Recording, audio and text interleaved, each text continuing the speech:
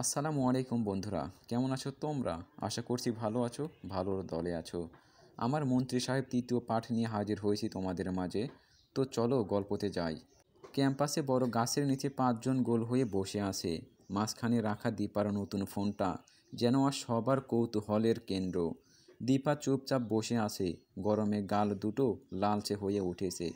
তার ফর্সা মুখে রোদের আলো পড়ছে নরমভাবে। আর সে বোরকা পরেনি, পরেছে ফুল হাতার হলুদ রঙের থ্রি পিস। হাতের ত্বকে চিকন হালকা সবুজ আর নীলচে রঙের শিরা দেখা যাচ্ছে। এক হাতে গাল ঠেকিয়ে বসে আছে, মুখে কোনো ভাব নেই, শুধু তার ঘন লম্বা চোখের পল্লবগুলো বারবার লড়ছে নিঃশব্দে বাতাসে। সামিরা হঠাৎ বলে উঠল, এই দীপা, তুই সত্যিই বলছিস সাদমান ফারিস তোর কল রিসিভ করেছিল? দীপা ঠোঁট উল্টে নিঃশব্দে উত্তর দিল, হুম। উৎসাহ পাশেই বসে নিজের হাতে মুখে সানস্ক্রিন মাখছে। আকাশ গিটার নিয়ে টুংটাং শব্দ তুলতে তুলতে মুখ বাঁকিয়ে বলল, এই উৎসাহ পারেও ভাই, 24 ঘন্টা কিছু না কিছু লাগিয়েই থাকে। একদিন হাঁসের গু, পরদিন মুরগির গু। সবাই হেসে উঠল, দীপাও হেসে ফেলল, যদিও হাসিটা নিস্তেজ। হাসির আড়ালে তার মনে একরাশ অজানা অস্থির ঘুরপাক খাচ্ছে। তবে এত কিছুর মাঝেও কারো যেন সাদমানের ব্যাপারটা হজম হচ্ছে না। সবাই একে অপরের মুখের দিকে তাকাচ্ছে একটু পর পর। সামিয়া ফিসফিস করে বলল, তুই ঠিক বলছিস তো দীপা? মানে নীরব এহসানের পেজের থেকে কেমন করে এমপি সাদমান ফারিসের নাম্বার থাকবে? উষা এবার কৌতূহল ভরা কণ্ঠে বলল, আচ্ছা দীপা, আবার একটা কল দে তো দেখি। দীপা সাথে সাথে চমকে উঠল, পাগল নাকি তুই? আবার কল দেব কেন? উনি যদি রেগে যায়, ধমক দিলে? উৎসা ঠোঁট উল্টে হাসলো, ধমক দিবে কেন? আমি শুধু ওনার কণ্ঠটা শুনবো একটু। যদি এটা সত্যিই ওনার নাম্বার হয়, আমি চিনে ফেলবো ভাই। সেই দিন স্টেজে দেখেছিলাম ওনার হাঁটা চলার ভঙ্গি আর কণ্ঠটা, উফ, খাসা একটা মাল। আকাশ গিটার থেকে হাত সরিয়ে বলল, এই উৎসাহ, এত লুইসা হইছিস কবে থেকে ভাই তুই? অবশেষে তুই ছেলেদের মাল বলে আখিয়াত করলি? সবাই হেসে উঠল, শুধু দীপা হাসল না, তার বুকের ভেতরটা আবার অস্থির লাগছে। সামিয়া এবার দীপার হাত চেপে ধরে বলল, চল না রে, একবার কল দে, আমরা আছি তো, ভয় কিসের? একবার পরোক্ষ করে দেখি আসলেই এমপি কিনা। একসাথে সবাই মিলে অনুরোধ করতে লাগলো। দীপার মুখ গরম হয়ে উঠল, গাল লালচে হয়ে গেল। সে হালকা স্বরে বলল, কিন্তু আমি যদি কল দেই, উনি জিজ্ঞেস করলে কি বলবো? উৎসাহ দ্রুত উত্তর দিল, বলবি ভুলে কল চলে গিয়েছিল। আকাশ হেসে বলল, আবার ভুলে? আগেও তো এই অজুহাতে দেখিয়েছিল। শান্ত নিজের চশমাটা ঠিক করে মনোযোগী ভঙ্গিতে বলল, একটা কাজ কর দীপা, ফোন দিয়েই কোনো একটা মেয়ের নাম ধরে কিছু বলে ফেল, যেমন ধর ঋতু আসো, এই টাইপ কিছু। ও তখন নিশ্চয় কিছু বলবে। তখন সরি বলবি আর বলবি ফ্রেন্ডের নাম্বারে কল দিতে গিয়ে ভুলে এই নাম্বারে দিয়ে ফেলেছিস। ব্যাস, তোরও ঝামেলা নাই, আমরাও ওর কণ্ঠটা শুনতে পারবো। সবাই একসাথে মাথা নাড়ল। দীপা কিছুক্ষণ চুপ করে বসে রইল, তার আঙ্গুলগুলো ঠান্ডা হয়ে গেছে, গলার ভেতর শুকনো লালা গিলে ফেলল একবার। রোদের আলো পড়ছে তার কপালে, ছোট্ট ছোট্ট ঘামের বিন্দু ঝিলমিল করছে। সে চোখ বন্ধ করে মনে মনে দোয়া পড়ল, আজও যেন উনি ফোন না ধরেন প্লিজ। তারপরে ধীরে আঙ্গুলটা স্ক্রিনে চাপলো। রিং হতে লাগলো, একবার, দুইবার, তিনবার। চারপাশে অনেকেই কথা বলছে, বাতাসে গাছের পাতা মৃদু শব্দ হচ্ছে। তারা সবাই ফোনের দিকে তাকিয়ে নিঃশব্দে অপেক্ষা করছে। হ্যালো? ওপাশ থেকে ভেসে এলো ভরাট ভারী এক কণ্ঠ। দীপার শরীর কেঁপে উঠল, বুকের ভেতর যেন কেউ টোকা দিচ্ছে। হাত পা ঘামতে শুরু করেছে, ঠোঁট শুকিয়ে গেছে। সাদমানের কণ্ঠ আবারও ভেসে এলো, হ্যালো, কে বলছেন? দীপা চোখ বন্ধ করে শান্তর দেওয়া স্ক্রিপ্টটা মনে করে ধীরে বলল, এটা ঋতুর নাম্বার না? ওপাশ থেকে এক মুহূর্ত নীরবতার পর বিরক্তি নিয়ে বলল, আপনি আসলেই কি চান বলবেন? কাল রাতেও কল দিয়ে কী সব উল্টা পাল্টা বললেন, আজ আবার? দীপা চোখ কুঁচকে ফোনের দিকে তাকালো। সে একটু রেগে বলল, আজব মানুষ তো, আমি উল্টাপাল্টা বলছি কোথায়? শুধু একটা প্রশ্ন করেছি, আপনি বললেই পারতেন, না এটা ঋতুর নাম্বার না। আমি সরি বলে বলতাম, ভুলে অন্য নাম্বারে কল দিয়েছি। তাহলেই শেষ হয়ে যেত। কিন্তু না, ফাউল কথা শুনিয়ে দিলেন উল্টো। ফোনের ওপাশের হালকা নিঃশ্বাসের শব্দ। সাদমান তাকিয়ে আসে স্ক্রিনের দিকে। নাম্বারটা তো গতকাল রাতেরই নাম্বার। তবে আজকের এই ঝাঁঝালো কণ্ঠটা সাদমানের কেন যেন মনে ধরল। সে হালকা বাঁকা হেসে বলল, নামটা বলবেন? দীপার ঠোঁটে দুষ্টু এক হাসি ফুটল। সে তার গ্রামের আঞ্চলিক ভাষায় বলল, নাম দিয়ে কাম কি আপনের? এই বলেই কল কেটে দিয়ে বড় বড় নিঃশ্বাস ফেলতে লাগলো। ফোন কেটে যেতেই সাদমান এক ভ্রু উঁচিয়ে স্থির হয়ে বসে রইল। তার চোখের একরাশ কৌতূহল। হাতের মোবাইলটা নিজের সামনে ধরে স্ক্রিনে তাকালো। এরপর হঠাৎই গলা উঠিয়ে ডেকে উঠল, সাফিন! কয়েক সেকেন্ডের মধ্যেই দরজার বাইরে ছুটে আসা পায়ের শব্দ। সাফিন দম নিতে নিতে ঘরে ঢুকল। জি ভাই, জি ভাই। আবার কি হয়েছে? সাদমান কোনো উত্তর দিল না। চেয়ারে হেলান দিয়ে বসে রইল কিছুক্ষণ। তারপর ফোনটা তুলে সাফিনের দিকে বাড়িয়ে দিল। একটা নাম্বার সেন্ড করছি তোকে। এই নাম্বারের মালিককে, তার ঠিকানা, পেশা সব খুঁজে বের কর। আজ রাতের মধ্যেই। সাফিন মাথা কাত করে সম্মতি জানালো। ঠিক আছে ভাই। সাদমানের চোখ তখনও স্ক্রিনে নিবদ্ধ। তার দৃষ্টি গভীর, তীক্ষ্ণ, একরকম আবিষ্ট। নাম্বারটা তাকে কেন এত ভাবাচ্ছে, এইটা তার অজানা। সাফিন যখন বেরিয়ে যাচ্ছিল হঠাৎ থেমে বলল, আর ভাই, অ্যাডভোকেট মিসেস মনিরা আর ওনার মেয়ের ব্যাপারেও খোঁজ নিয়েছি। সাদমানের দৃষ্টি এবার সাফিনের দিকে ফেরে। সাফিন একটু থেমে বলল, উনি আপাত দৃষ্টিতে খুবই সাদামোটা মানুষ ভাই, কিন্তু ভেতরের গল্পটা মনে হয় বেশ ঘোলাটে। ওনার মেয়েটাও নাকি হুড়পড়ির মতো জম্পেশ সুন্দরী আর অনেক শান্ত স্বভাবের। তবে লোকমুখে শোনা যায়, আমি নিজের চোখে দেখিনি। সাদমান এক মুহূর্ত নীরব রইল। তারপরে কেবল বলল, সব তথ্য টেবিলে রাখিস, কাল সকালে চাই। সাফিন মাথা নিচু করে বেরিয়ে গেল। ঘরটা আবার নিস্তব্ধ হয়ে গেল। সাদমান ফোনটা নিজের হাতে ঘোরাতে ঘোরাতে তাকিয়ে রইল স্ক্রিনে। ক্লাস শেষ। দীপার চোখে মুখে ক্লান্তির ছাপ স্পষ্ট, যেন সারাদিনের রোদ, শব্দ আর ভিড় মিলেমিশে তার ভেতরটাকে ক্লান্ত করে দিয়েছে। কাঁধে ব্যাগ, ধীরে ধীরে হাঁটছে রাস্তায়। এখনও আসরের আজান হয়নি। রোদ মালন হয়ে আসছে। বাতাসে ধুলোর গন্ধ আর কোথাও কোথাও ভাজা চায়ের ঘ্রাণ ভাসছে। রাস্তার মোড়ে গিয়ে থমকে দাঁড়ালো দীপা। দোকানের সামনেই এক কোণে সেই কালো বাইক দাঁড়িয়ে, আর তার ওপরে বসে আছে কেউ হেলমেট মাথায়। হাতে সিগারেট জ্বলছে। ধোঁয়া পাক খেয়ে উড়িয়ে যাচ্ছে বিকেলের নরম আলোয়। দীপার চোখ এক মুহূর্তের জন্য সেদিকে গিয়েও আবার ফেরে। আজ আর নীরবকে চিনতে ভুল করেনি। পাশ কাটিয়ে যাবার সময় মাথা নিচু করে মৃদু স্বরে সম্মানার্থে বলল, আসসালামু আলাইকুম। হেলমেটধারী মানুষটি প্রথমে খেয়ালই করেনি, কিন্তু সেই চেনা কণ্ঠ শুনেই যেন চমকে উঠল। ধীরে ধীরে মাথা ঘুরে তাকাতেই তার চোখ থেমে গেল। আজ দীপার মুখ উন্মুক্ত। সূর্যের আলো তার গালে পড়ে হালকা গোলাপি শোভ এনে দিয়েছে। চোখে ক্লান্তি, কিন্তু তবুও তার চেহারায় এক অদ্ভুত দীপ্তি। দীপার ঠোঁটে ছোট্ট এক মুচকি হাসি ফুটে উঠল নীরবের দিকে তাকিয়ে। এরপর চুপচাপ নিজের পথে হেঁটে চলে গেল। কিন্তু নীরবের বুকের ভেতর যেন এক মুহূর্তে থেমে গেল হৃৎস্পন্দন। হাতে থাকা সিগারেটটা ঠোঁট থেকে আগলা হয়ে বাতাসে মিলিয়ে গেল। চোখে বিস্ময়ের ছাপ। মনে হলো তার সামনে দিয়ে কোনো মানুষ নয়, কোনো হুড়পড়ি হেঁটে গেল। নীরবের মনে কেবল একটা প্রশ্ন ঘুরে ফিরে বাঁচতে লাগলো, একটা মানুষের চেহারা এত মায়াবী হতে পারে? হঠাৎ মনে মনে হেসে উঠল সে। ভাবল, এই মেয়ের জন্য বোরকাটাই ঠিক ছিল বোধহয়, নইলে এই মুখটা একদিন পুরো দুনিয়ার শান্তি কেড়ে নেবে। দূরে অজানার প্রথম ধবনি উঠল।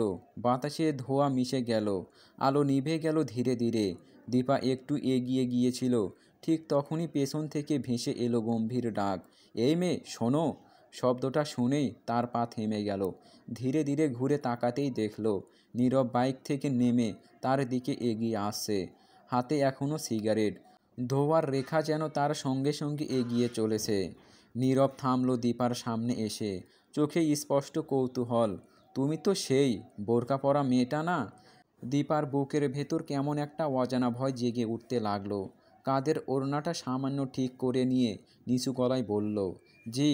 তবে আপনি কি করে চিনলেন? নীরবের ঠোঁটে হালকা হাসি টেনে সিগারেটটা আবার টানলো একবার, ধোঁয়া ছাড়তে ছাড়তে বলল, সেই কণ্ঠটা কি করে ভুলবো বলো। দীপা একটু অপ্রস্তুত হয়ে পড়ল। অস্বস্তির মাঝেও মুখে এক হালকা হাসি ফুটে উঠল। সেই হাসিতে তার গালে টোল পড়ে গেল মৃদুভাবে। নীরব মুহূর্তেই স্থির হয়ে গেল, চোখ বড় বড় করে তাকিয়ে বলল, এই এই এটা কি হলো তোমার গালে। দীপা অবাক হয়ে তাকিয়ে বলল, মানে? নীরব সোজা সাপটা বলল, তোমার গালে টোল পড়ে?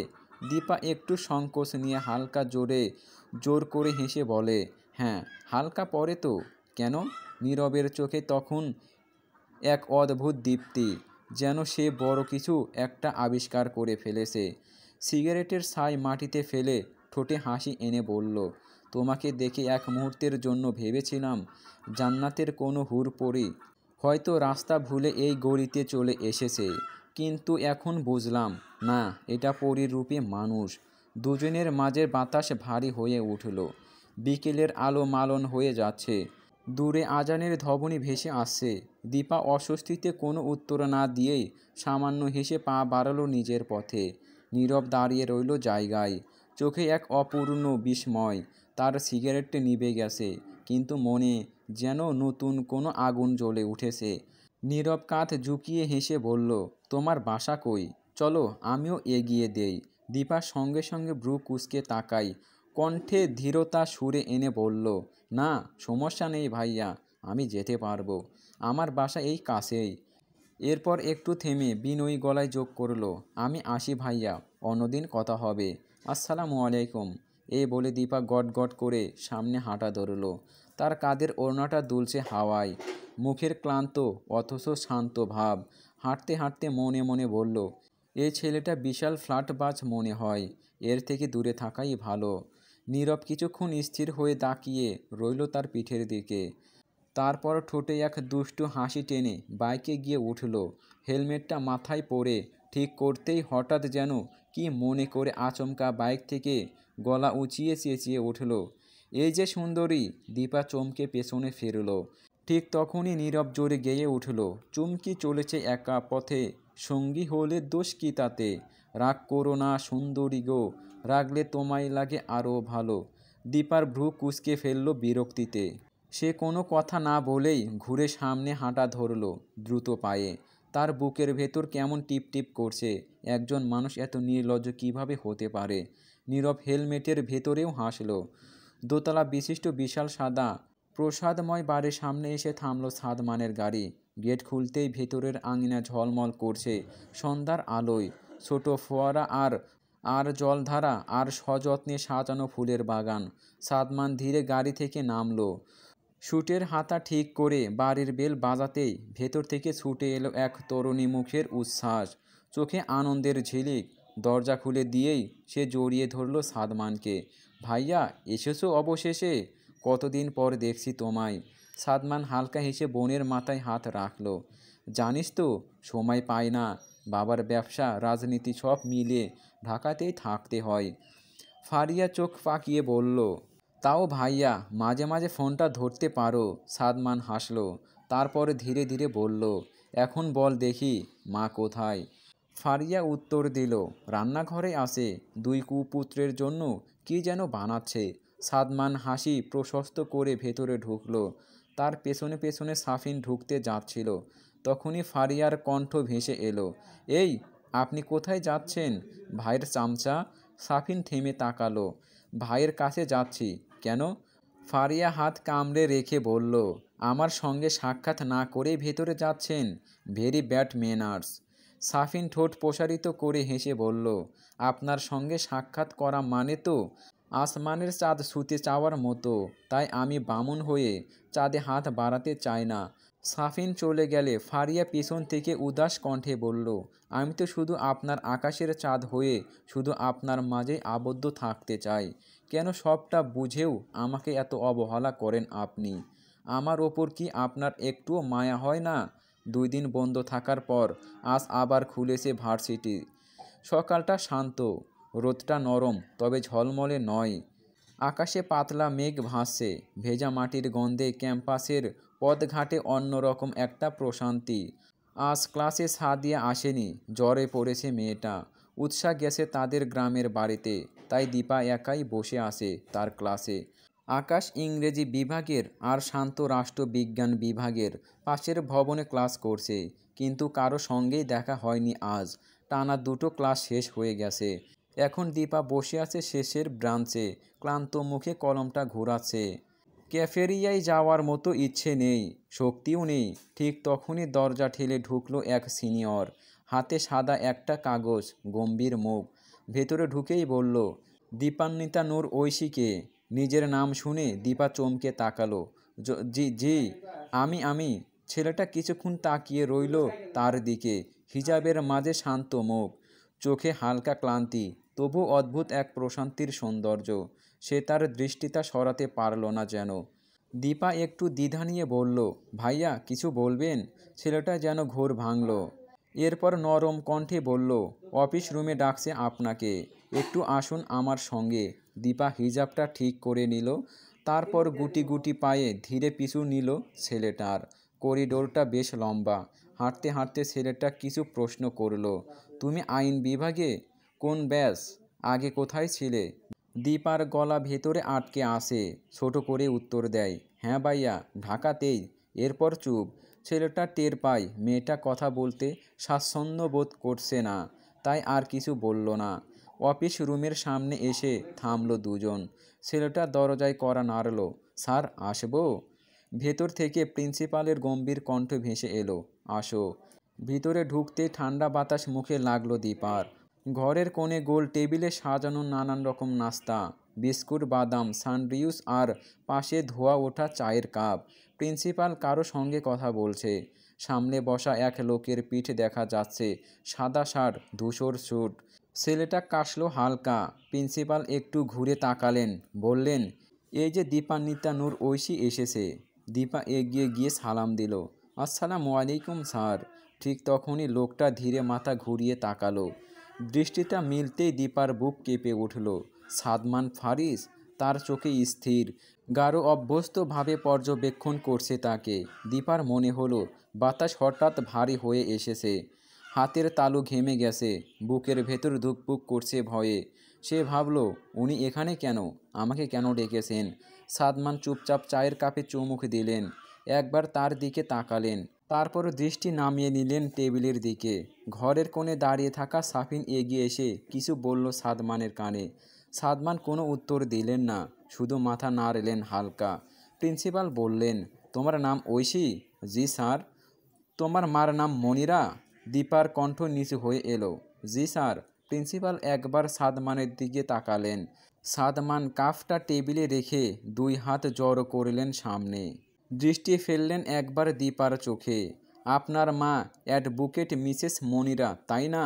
সাদমান ভারী গলায় প্রশ্ন ছুড়ে দিলেন দীপার উদ্দেশ্যে। দীপা কাঁপা কাঁপা গলায় উত্তর দিল, জি।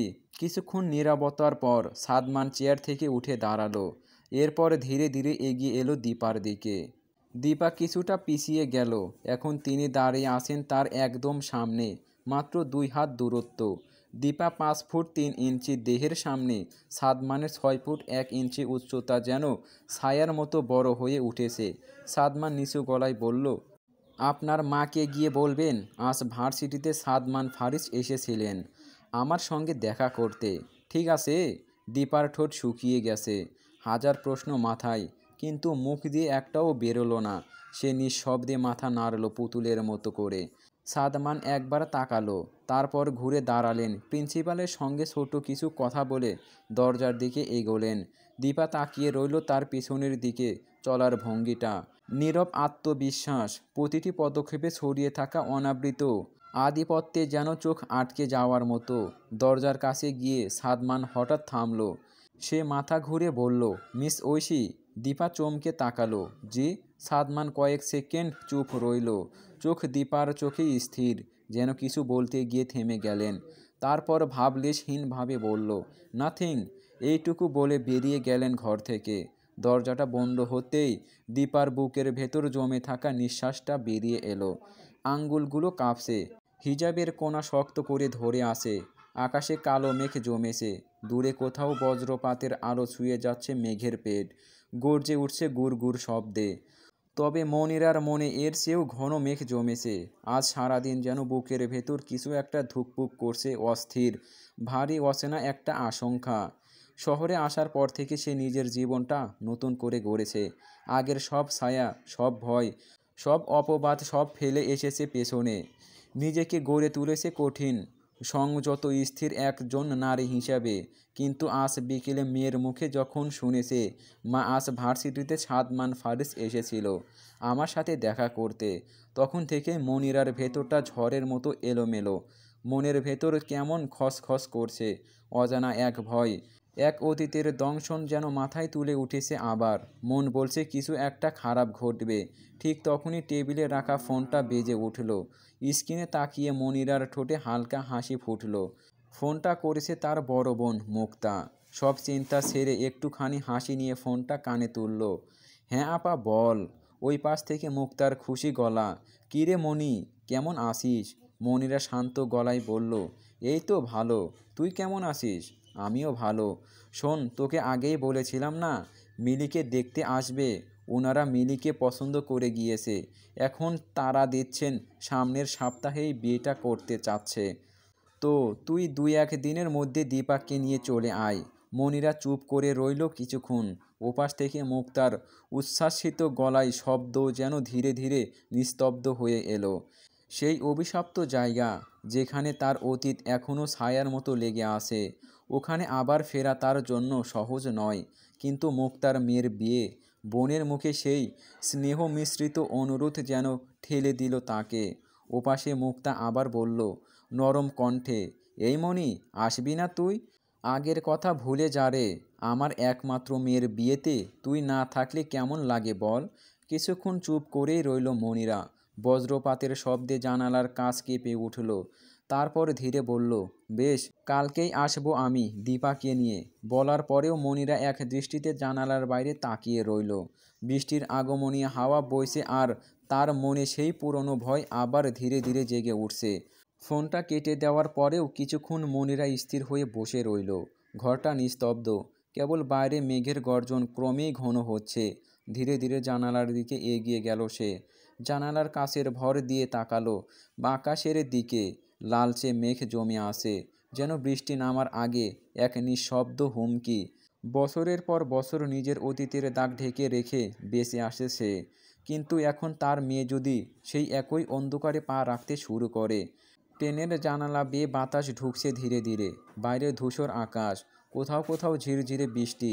লালচে ইটের স্টেশন পেরিয়ে ট্রেন ছুটে চলেছে গ্রামমুখীর পথে। দীপা জানালার ধারে বসে আছে, হাতে নতুন ফোন, চকচকে স্ক্রিনে আঙ্গুল ঘুরছে ধীরে ধীরে। নতুন ফেসবুক আইডি খুলেছে কয়েকদিন আগে। এখনও ফ্রেন্ড লিস্টে 4-5 জন ছাড়া কেউ নেই। কিন্তু তবুও স্ক্রল করতে করতে যেন নিজের ছোট এক কল্পনার জগতে হারিয়ে যাচ্ছে সে। ঠিক তখনই পাশে কেউ এসে বসলো। একটা গিটার কেস তার হাঁটুর পাশে রাখা হলো। দীপা হালকা বিরক্ত মুখে চোখ ঘুরিয়ে তাকালো, আর মুহূর্তেই তার চোখ বড় বড় হয়ে গেল।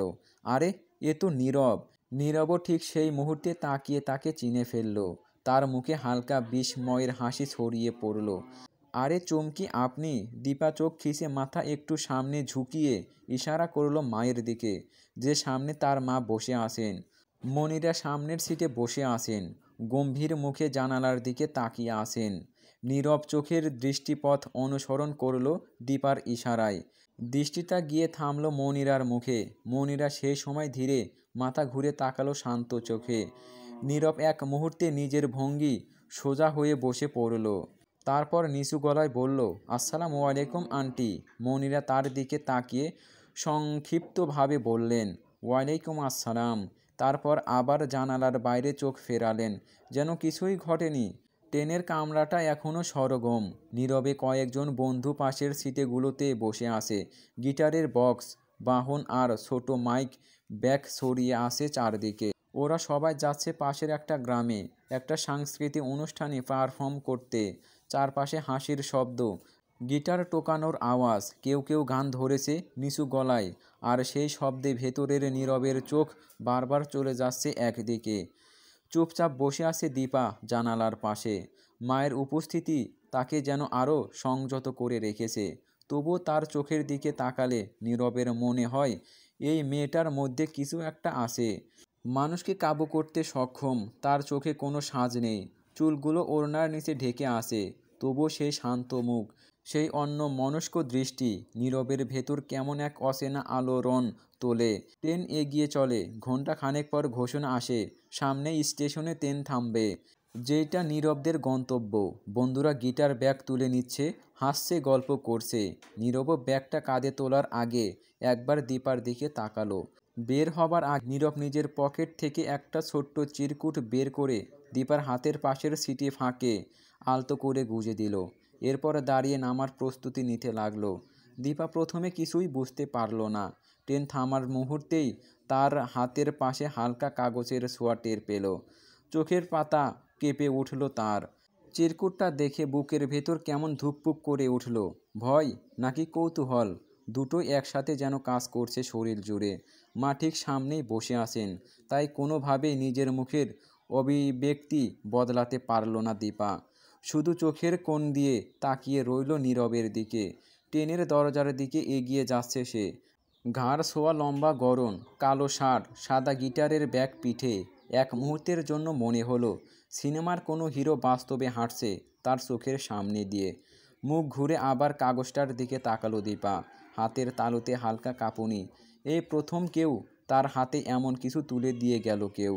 ছোটবেলা থেকে তার মা শিখিয়েছে ছেলেদের থেকে দূরে থাকতে হয়, যতটা সম্ভব দূরে। তবুও আজ একটা ছোট্ট কাগজ, একটা চিঠি তার ভেতর কেমন অদ্ভুত শিহরণ জাগিয়ে তুলল।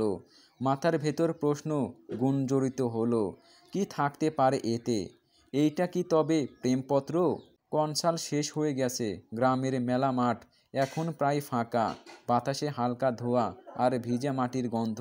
দূরে কোথাও বাজছে বৃষ্টির আগের পুরনো ঝিঝি পোকার ডাক। নীরব আর তার বন্ধুরা হোটেলে ফেরার আগে একটু সময় নিচ্ছে।